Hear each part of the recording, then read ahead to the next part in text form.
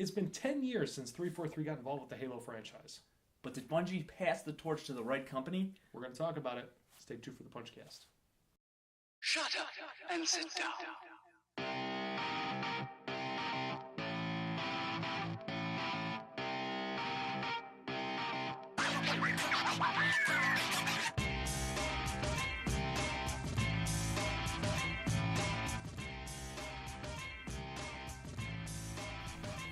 Welcome to the DwnFwdPUNChcast. Episode 9, right? 900. 900. Episode 900. If you're just tuning in, you've missed a lot of episodes. Like 890. Math is hard. But no, welcome to episode 9. I'm your host, Jason Saris. With me is former American Gladiator towel boy, Chris. I don't get that, but I feel like it's an insult. Great show for you today. Today we're going to talk about Halo. The director of the Halo franchise had some comments recently that I thought were pretty interesting in regard to Halo 6. And I'm starting to wonder if they're the right company to be dealing with Halo in general. Now, I'm a big Halo fan, and you know that. Like, I'm a pretty big Halo fanboy, about as fanboy as you can come. So I have a lot of interest in the game, where it goes from here, that kind of thing, because I want to see it do well, because I enjoyed a lot of Halo. I played Halo in college like crazy. Mm-hmm. And Halo 5 is not great. Well, the campaign, if we're talking about the campaign, I would agree with you. It's not great. But the multiplayer experience on Halo 5, honestly, I think is very good. Oh, I agree. The multiplayer, I think, is my favorite multiplayer ever out of any game. Even the campaign, I should probably walk back my comment a bit, because I think that Halo 5 is a bad Halo game. But if it wasn't Halo, like if it was branded as anything else, if it was just Space Fighters, let's say, just some weird titled game where you're just super soldiers in space, whatever, I think it actually would have been a fine game. The mechanics are good. It's enjoyable enough to play. It just didn't feel right as a Halo game. And I think a lot of that had to do with just the marketing campaign that kind of led up to it. It certainly didn't help, yeah. The marketing campaign for Halo 5 was so good. It was so good. I mean, the commercials that they had, the Hunt the Truth series that they put out, I was all in on Halo 5. I was so excited. So the Hunt the Truth series, if you're not aware, was like was it a podcast originally? I watched it on YouTube, but it was just audio. Yeah, it was a podcast, but okay. It got put on YouTube as well. But there was 2 seasons of it, each of which was like 10 episodes maybe. And I mean, these were like 20-minute maybe episodes, maybe longer than that, some of them. They varied a bit. Some were longer than others, but yeah, there was usually enough in there to kind of get you a pretty digestible bite. Mm-hmm. And it kind of followed the story of characters that we haven't necessarily seen in the games, but it was set in the Halo universe, which was interesting. And actually, particularly the first season, I enjoyed. I thought it was setting up an interesting story, but and they allude to the Master Chief, and they allude to the UNSC and different things that we're familiar with, but it's coming from a whole new perspective. So I really enjoyed that. Yeah. Season 2 I felt like was not as compelling, but that's just my opinion.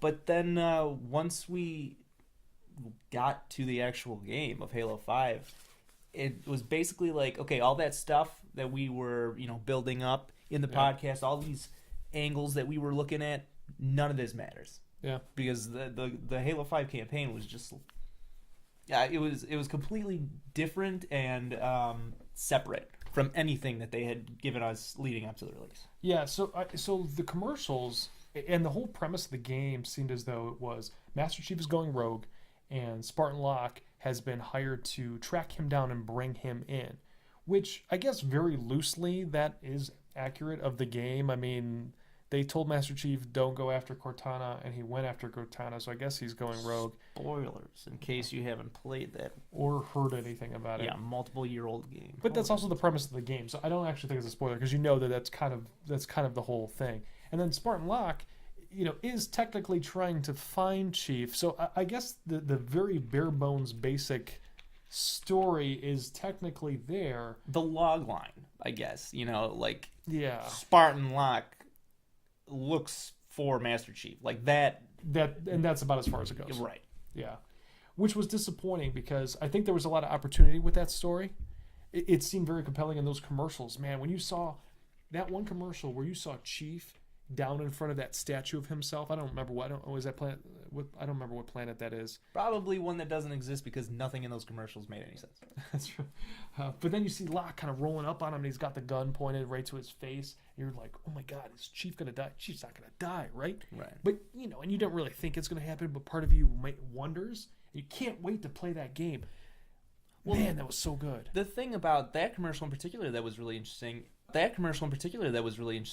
If I'm not mistaken, there was like a mirrored version of that where Locke is the one, looking like he's about to die, and Chief's like, "Yep, I'm gonna get you," So you're like, okay, well, what's really happening here? There's clearly two contrasting like angles of this story. So yeah, it was pretty interesting, and it made you wonder what was going to become of all this, and the answer was nothing.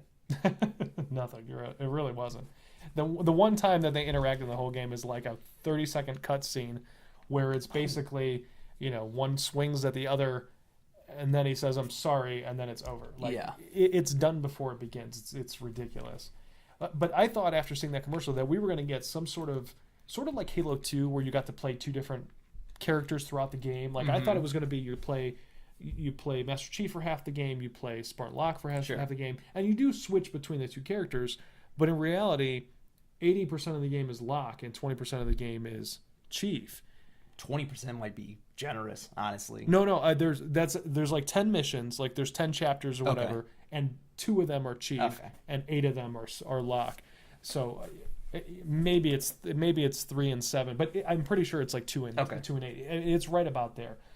So I really thought that there was opportunity for that because I would have been on board with that. Like, to go back and forth and you meet this new character or whatever, that's fine.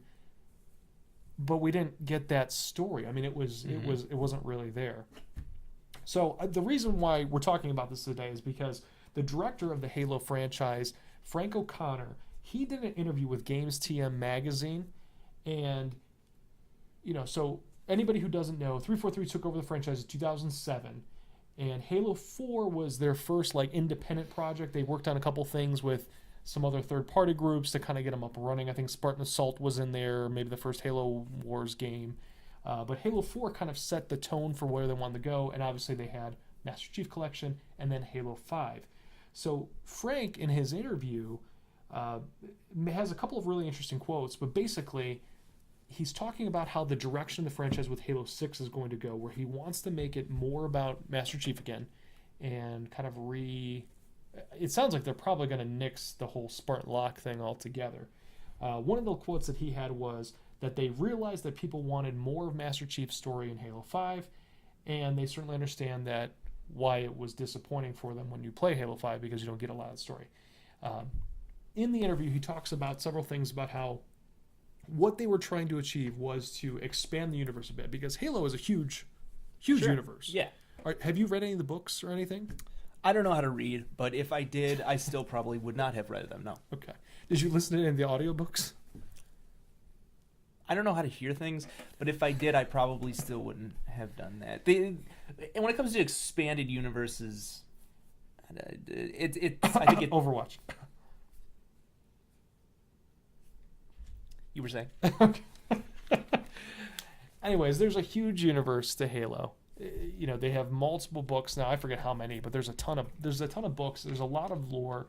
A lot of times you can go through even in the game, and they have those terminals which kind of give you backstory.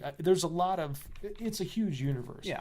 So Frank O'Connor was saying how what they wanted to do is kind of expand the universe a bit for the average gamer because not everybody goes and reads the stories. They go out and do these extracurricular things. So that's why they wanted to bring Locke in, and they wanted to give us a new character to kind of go through whatever. They wanted to sell more Mega Blocks, man.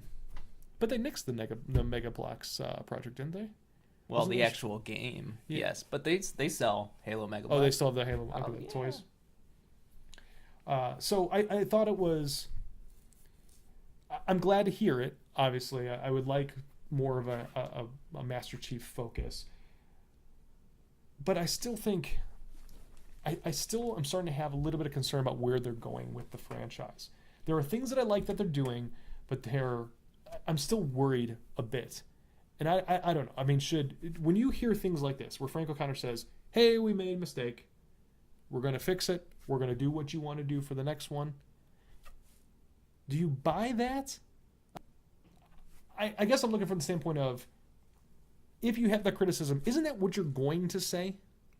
Oh yeah, I mean, I suppose you're right about that. I mean, what's the alternative? They're gonna be like, well, F off. We want to do it like this, so Exactly, right? Suck eggs. Like they're probably not gonna do that. Now, personally, and this is kind of stupid. I'm gonna admit that, but for me, Halo I've never been like super interested in the campaign of Halo. I've played all of them. Well, not ODST, but I've played all the main Halo games campaigns. And, it's like compulsory. I do it. But I kind of don't care a whole lot about the Halo story. The Halo games are basically just a vessel for me to have, their multiplayer component, which is where a huge majority of my enjoyment comes in from the franchise. So there's a part of me that's almost like I don't really care. Like if Halo 6 was like Spartan Locke and Friends, I'd still would probably, give it a little bit of heat for that, because I think it'd be a bad decision. But at the end of the day, I don't think it would matter, just because Halo 5 has shown me that you can have a pretty bad campaign and a really excellent multiplayer. That's fair. I mean, I do think that a lot of people enjoy and that's not Halo the way for it the should multiplayer. Be. That's not the way it should be. Like they should make an effort to make good campaigns. And I think a lot of people would say, Halo 2, Halo 3 were very good campaigns. Very good. Do I feel that way? I mean, I enjoyed playing through them, but like the story itself, I'd never really, connected with, got super interested in. But yeah, they're good. They're good campaigns. I mean, everybody's different, and some people prefer that to something else, whatever, and that's fine. I think, for me, I think that Halo 1 was a game changer in the industry in a lot of ways. I mean, that was a big title. Had a lot of buzz behind it. And when people started playing it, everybody was talking about Halo, Halo, Halo. I mean, you remember, even at the time, Microsoft coming out with a console was crazy to a lot of people. Like, it was an absurd thing. And Halo pretty much carried that box at first, and people were buying the console to experience Halo. If they didn't have Halo, we might not have Xbox today. I think that's true. And actually, what wasn't Halo also slated for another system at the time? So I believe Bungie had originally developed. Oh, for the Mac. Yes. They were had it gone that direction, things would have been way different. Yeah. And then Microsoft came and bought Bungie. Okay. And then they ended up retooling the whole thing for the Xbox, because they wanted some kind of killer app for their, at the time, direct Xbox, and that became Halo. I don't think it was called Halo at the time, but either way. Maybe it was Space Fighter. It could have been Space Fighter. Maybe it was Spartan Locke and Friends Save the Ring in the Sky. We don't know. Who's to say? Could have been anything. Fair point. Anyway, I guess the reason why I'm skeptical is because when Halo 4 came out, Halo 4 I thought had a really interesting story, but I didn't care for the campaign the way I did for a lot of other ones. And the multiplayer, I think it was my least favorite multiplayer out of all of them. But sticking straightly to the campaign, like I thought the way that they were telling the story was interesting, but it was not amongst my favorite Halos. And a lot of people took issue with Halo 4. And after Halo 4 came out and got its reception, and however, people had complaints, and 343 came out and said, we hear you, no worries, Halo 5, it's going to be great, right? So if this is the same thing that's going on then, do we trust that everything's going to be where it should be for Halo 6? Well, think about it this way, because I think it's easy to say that Halo 4 had the weakest multiplayer out of all of them. I mean, I'm somebody who has put, like, a bunch of hours into every installment of Halo except for 4. 4 was like I played for a few weeks and then I was just like, meh. 4 was a totally different multiplayer experience. I mean, 4 was trying to be Call of Duty in space. Like Halo maps as Call of Duty. Yes, which I think even Halo Reach, you can say, was starting to move in that direction, A but bit, they yeah. didn't completely leave like the Halo form behind. Whereas Halo 4, was very Call of Duty-esque, which at that time, those were the games that were really popular. Those types of shooters. Even now, that's a really popular it is. franchise. But I think that you have people that lean one way or the other. You either have the Call of Duty loadout style multiplayer, or you have the arena style. And they were trying to grab that Call of Duty market, thinking that the Halo market would come with them. They can peel some of those people away from the Call of Duty market. But in reality, Call of Duty people buy Call of Duty. Right. And they're not super interested in Halo. And Halo people play Halo, and they're not super interested in Call of Duty a lot of times. There's overlap. Until Infinite Ward came out, and that was Call of Duty Halo Call of Duty. Yeah. I mean, wasn't it like future Halo? I don't know. Yeah, I mean, they've had a bunch of I haven't even people. played it. I'm just kind of just ripping on it. So that was a much different experience, and I think that they learned from that. And I'm glad they did, because again, to your point, Halo 5, great multiplayer. If you haven't played it, it is fantastic. Right. The mechanics are good. It's buttery smooth. It is a ton of fun, and a ton of people are still on it. And it's been however long since its launch. Didn't they just put an update out or something? I mean, they keep updating it constantly, which is great, and that's one of my best. And like meaningful updates, good. That's one of my biggest praises of 343 is that they've done a great job with updating their title. I mean, they're giving us new content, and it's good, meaningful content, and it's been free. Halo 5, updates have all been free. We got new maps, we got new modes, we got Forge, all kinds of stuff. And you can make the argument that some of that stuff should have been there at launch because we have grown accustomed to it being there at launch. I don't necessarily look at it that way. I mean, I would like to have some of those things there, but I understand that you're not going to have it every time. I think to a point that's a fair point to make, but they've exceeded what they needed to do to really make those updates work out. But one thing I wanted to say when you were saying about the promises that they had made from Halo 4 going into Halo 5 and saying, hey, don't worry about it, we're going to take care of it. If you're looking at the multiplayer, they absolutely made good on that promise. You know what I mean? For sure. They looked at what the community wanted. They looked at what we liked in previous titles. And Halo 4 did away with all of the mechanics that separated it from older Halo titles. And Halo 5 was just like a masterpiece of Halo multiplayer. And maybe this time they're going to do the same thing, but with single-player mode. Maybe they're going to say, like, all right, we're going to look into it the same way that we looked into the multiplayer. And maybe we'll see a really great all-around experience in Halo 6. Now, where this gets a little bit interesting is I spoke with a gentleman, and I'm not going to release his name because he would get a lot of trouble if people could track this back to him. But was it Master Chief? Did you talk to Master Chief? I did. I talked to John 117. Wow, that's big. Exclusive. So this gentleman I spoke to doesn't work for 343, but he knows people that do. Mm-hmm. And what he has alluded to, because he's been very cautious with his words, is that the Halo 5 that we received was not the original Halo 5 produced. Supposedly, there's been a couple of mixed messages, and I don't know that he has seen anything specific or if he's just had a conversation and people have alluded to him as well, because obviously these are the kind of things that companies try to take very delicately. But there are rumors that at one point Halo 5 was a giant open world game, which is interesting. I don't know how I feel about it. I don't know that I necessarily want my Halo to be a big open world game, but it's interesting that they were trying something like that.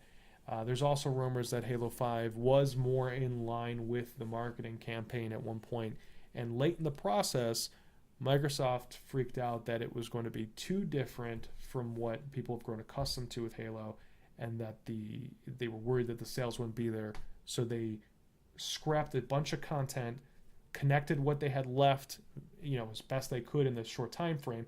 But that's kind of why we got a weird bare bones story, and that it doesn't really follow the marketing campaign more than a couple of individual plot points.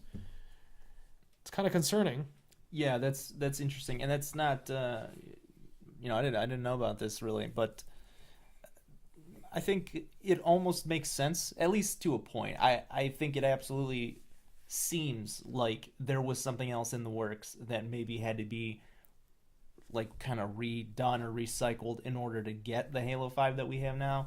It surprises me if they were really going to be doing an open world thing. I do think I remember the talks about a Halo MMORPG at one point, which maybe is what this is referencing, but having different classes of like soldiers and Spartans and like with different abilities and stuff. I would hate that. That's just not up my alley at all. As a main like Halo installment, yeah, I agree. But I mean, that's what they do sometimes. I mean, they're doing Halo Wars. Right. Halo Wars games are not for people like me either. They're to pull other people into the franchise, some which is people fine. are really behind Halo Wars, which and I haven't played them, but I that's understand it's a great game if you're into real-time strategy. I did play the beta, and just me with real-time strategy games, it's like putting a donkey in a fishing bowl and. Yes, it is like that. I don't know where that analogy came from. Nope, it's perfect. What? Donkey in a fishing bowl. I don't think they can play an RTS very well at all. Yeah. But the other part that I've heard is that, so Halo 4, going back to the beginning, the story in Halo 4 is interesting. It's a little bit convoluted. It's pretty complex in a lot of ways. So the other part of this is that in order to, again, late in the process, Microsoft wanted to simplify the story to broaden the audience for the game, so they had to water it down in a lot of places and start clean. So we had too many. Going back a bit, so from Halo 4, there was that Spartan Ops part to kind of bridge the gap between 4 and 5, right? And I think it came out as DLC afterward. I don't know if you ever played that. Did you play that? I don't think I did. So there was DLC for Halo 4. And these were Spartan Ops where it's not Master Chief, if I remember correctly. It focuses around Dr. Halsey, and there's some other side things where you get some more context that kind of help you follow through. This is where some other characters are kind of introduced, and they're pretty significant characters. They're characters from books and those kind of things too. But in Halo 5, you can see almost like an effort to clean some of these pieces up, because it was like, all right, hold on, we don't want to expand things too much here because it's too much for the average person to consume. So, for example, like Jul Mandama, if I'm saying his name right, you know who that is? Yeah, the it's like Sangheili guy. Yeah. So, like, this is a spoiler alert if you haven't played the game, but Locke shows up on Sangheili or whatever that Sanghelios, whatever the planet is, and Jul Mandama has got Halsey and. Take him out. It is like 5 seconds. You see him. He was a pretty significant character in the books and through Spartan Ops. And then they just dead. Just like that. Well, cool. This cool like antagonist that we had that we were learning about, done. Just like that.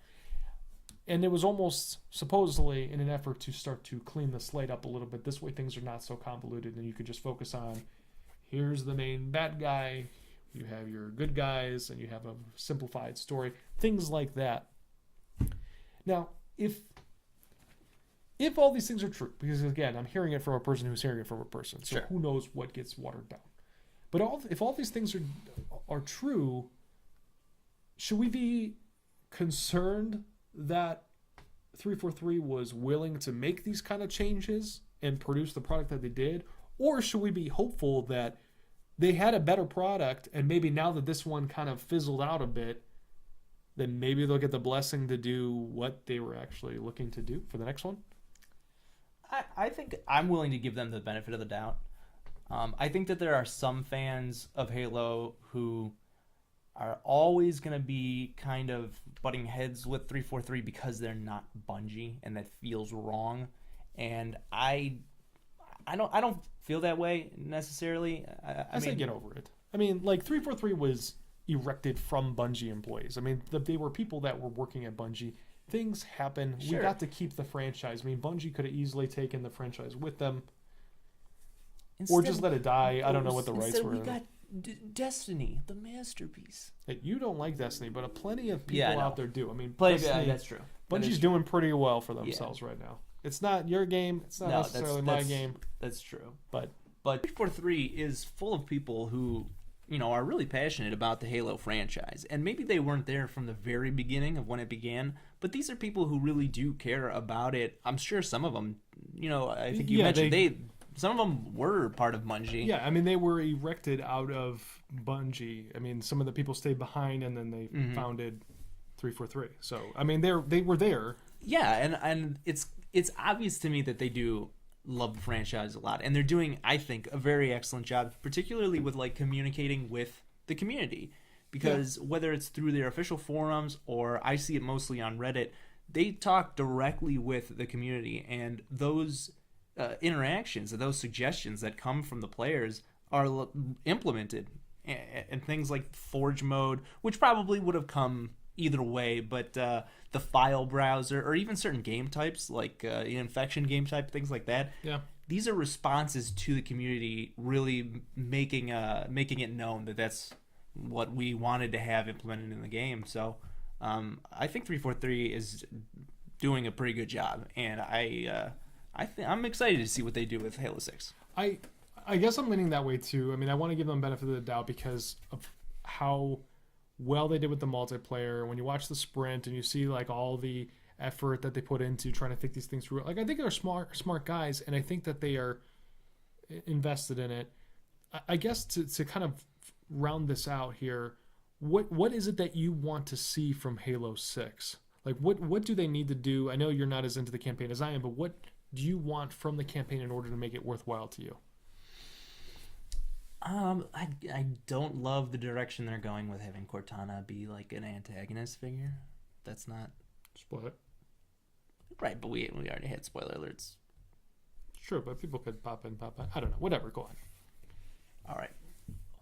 There's a particular antagonist I'm not very crazy about. I hope that they I would like to see that changed a little bit. Other than that, I mean, yeah, I think a focus on Master Chief is important because he's the character that we've been with through this whole journey. So let's see. And you know what? Let's maybe dive into more about who he is as a person. Like, I want to say underneath the suit. I don't know if that necessarily means see his face. Who knows? We got to see a part of his face. Yeah, do you remember? Close up. Yeah, it was pretty close up. Really close up. Pasty. Yeah, Very looked pasty. a little moist. Yeah, he made you look tan. Oof, that's not healthy. I think, for me, if they were to completely strike Halo 5 out of the canon and then make Halo 6 what the marketing campaign for Halo 5 was, I would be totally cool with that. How could they retcon all of Halo 5? And I'm not saying you're wrong, because I wouldn't be mad about that at all. If they're just like, guess what, guys? Halo 5 didn't happen. Yeah, I think that's what they would do. They could say Halo 4 didn't happen. I don't really even care about that. What the didact? What is that? Where'd it go? What's it doing? I don't know. I actually like that they've moved on to this more, what do they call it? The Promethean saga, whatever. I like that better. Screw the Flood. I don't care if I ever see the Flood again. I am tired of the Flood. I'm tired of fighting them. I've never liked fighting them. I don't care. I get it. They spooked me. In like the They spooked you? They did. The library. They're little blobus Halo, with their little like they poofy antennae. Mm-hmm. They've got like soldier bodies, like all mutated, and I don't know. The Flood has definitely spooked me, especially in the earlier games. I thought they were lame. I think these things look much cooler, but I they do. I mean, the Prometheans look cool, but I would be more interested to learn more about the Forerunners, which I think is. I think that this would eventually go there, right? I mean, because the Prometheans are kind of along the lines more of the. Who knows? I don't know. I like. So I like the direction that they've taken the overall like process of the story, I guess, making this moving away from the Flood, moving towards the Prometheans. If they were to retcon all of Halo 5, that'd be great. I don't actually think that's going to happen. Probably not. But if they were to, they're probably going to completely nix Spartan Locke from existence, partially because nobody seemed to like him, but also partially probably because Michael Coulter decided to leave the franchise. I mean, he didn't even voice Locke in the game. He did all the camera work and then he left to go be Luke Cage. So they hired some scrawny guy to actually be the voice that had a cool, deep voice. They hired a scrawny guy to play a character who's muscular and really attractive? That's insane. If you don't know, Chris actually is the body of Captain America in the Winter Soldier. When you go back to the flashes, like when you flash back to him like before the super serum, he's the actor that is the guy running around. That's why he makes the comment. Yeah, that joke would have landed a lot better had I thought about. Yeah, nobody. Not knows everybody's that. in on this. Yeah. Okay. If you don't believe know me, what? IMDb him. That joke was just for him. Don't worry about it. IMDb Chris Saris. He's actually in that movie. Technically, I am too, but not to the point that you are. Anyway, Where were we going with this? I don't know. So I really do they're know probably everything. going to retcon. They're probably going to nix Spock. Spartan Locke altogether. Yeah. But I actually didn't hate Spartan Locke. I watched Nightfall, and Nightfall is terrible. Okay. I did not watch it, but I believe you. The first episode has like 2 minutes of interesting stuff happen. But I actually kind of liked Locke in that. He's the only likable character in that, really. And in the game, you don't really get much from him. But I thought that there was potential that was there. And I don't mind having other characters. Like, I think it's fine that they're going to bring in, people from Blue Team. I would have liked to have understood where they've been since they've been dead, as far as we all know. Like, supposedly, all the Spartans were gone except for Chief until they started making new ones in Spartan class. What is 5, 4? What's Locke? A Spartan 4? Because Chief's a Spartan 2, right? I believe Chief's a Spartan 2, Locke was a Spartan 4, and Spartan 4s were not super serum soldiers. They were just, very good soldiers. But anyway, all of the original Spartan 2 class was supposed to be gone, so I would love to have known where these people were and why they just show up. Because, Fred, Linda, all them, they're all in the books. And weren't they all in the same armor? They, I think they're all in the Mjolnir, and they have variations to their armor. I could be mistaken, but I was under the impression, at least a while ago, that all Spartans basically looked the same. Yeah, but that was at conception. Who knows? Wherever they've been, maybe they've been beautifying their armor. I don't know. Could be. But I don't could mind be guessing themselves out. And I don't blame them for making distinction between the characters. You That's have fine. to. But I don't mind having other characters introduced into the universe, whether that's a Spartan Locke or a person from the past, whatever. Like, I think that's fine. There's a big universe there. Bring other people in, but keep the story about Chief. Don't try to here's our Chief now and force feed a character down my throat, because I don't want that. I play Halo because I like Chief. Yes, he's not much of a character. He's actually more of a character because you have Cortana that kind of plays off of him, that you learn about Chief through her, but still you start to identify him. Just kind of like how Link is the vessel for somebody to experience the game in Legend of Zelda. Chief is kind of like the vessel for the gamer to experience the game through in Halo. He doesn't do much by himself, but all the things that go through him, you kind of experience it as he does, and you get these other characters to kind of bounce off of him. That's fine. Keep that. If you want to expand upon that and give me more personal, intimate stuff about Chief, that's great too. Intimate scenes with Chief? I'm not against it. Who knows? He spends a lot of time with Cortana. I don't know what they talk about. Hey, it's the 90s, right? Anyway, I just want them to keep taking community feedback. Yeah. Hopefully things work out for the best. I don't want it to go too far where if people are just like, you don't want to get into a situation where you have some very vocal minority which is like, Sure. Hey, I want this to be about something asinine and ridiculous, and they make a loud enough noise that they're like, cool, well, I guess, this is going to go back where the whole game is about the Arbiter or something. You know what I mean? Like, I don't want that. Okay. So within reason, but, keep talking to the community, keep listening to the people who are playing the games, and hopefully the right thing will come out. Yeah, I think so. I think that's reasonable. Anyway, that's been the DwnFwdPUNChcast episode 9. I'm Jason Saris. This is Chris Saris. You could follow the group at DwnFwdPunch. That's at DwnFwdPunch. That's the Twitter handle. You can follow me directly at Sergio Armani. Or if you want to follow Topher, at Cobradactyl. Remember to like this video, share it with your friends, and be sure to hit that subscribe button. When we want to keep making you content, and the best way to do that is to subscribe. This way you always know when we got a new video. You can hear us blab on for anywhere between 20 and 135 minutes. Somewhere in that range. Somewhere in that range. But thanks for watching, and until we see you next time, keep on gaming.